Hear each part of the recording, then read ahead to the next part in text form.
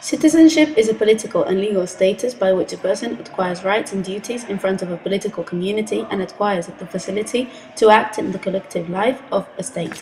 European citizenship is supplementary to national citizenship and affords rights such as the right to vote in European elections, the right to free movement, the right to consular protection from the EU state's embassy, and the right to ask for help in case of a maladministration of the institutions. The concept of EU citizenship was first introduced by the Maastricht Treaty by which the European Union was formally established and came into force in November 1993. Before the Maastricht Treaty, the European Community Treaties provided guarantees for the free movement of economically active persons. On the other hand, after the treaty, important changes took place, such as the creation of the situation of citizenship of the Union. After the treaty, all of the EU members gained a certain number of fundamental rights. The Maastricht Treaty set out 4 rights that are open to all nationals of EU member states: the right to move and reside within the EU territory, the right to vote and stand for election at the local and European level in a member state, the right to protection from the diplomatic authorities of any member state when traveling outside the EU, and the right to petition of help to the Ombudsman. However, the idea of European citizenship goes further. It is a part of a broader attempt to forget a unified European identity. One symbol of this identity is the European flag, which was adopted in 1985. The EU has also an official anthem, the Ode of Joy, from Beethoven's Ninth Symphony. There are 2 ways to get EU citizenship.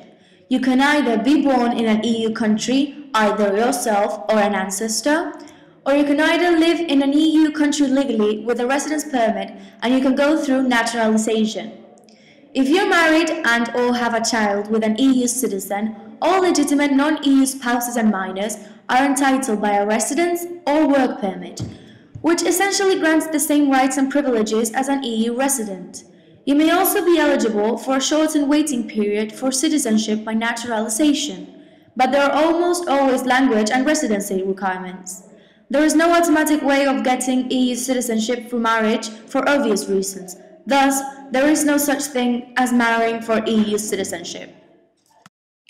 Every citizen of the Union or family member may be expelled from the host member state for reasons of public order, security, or public health.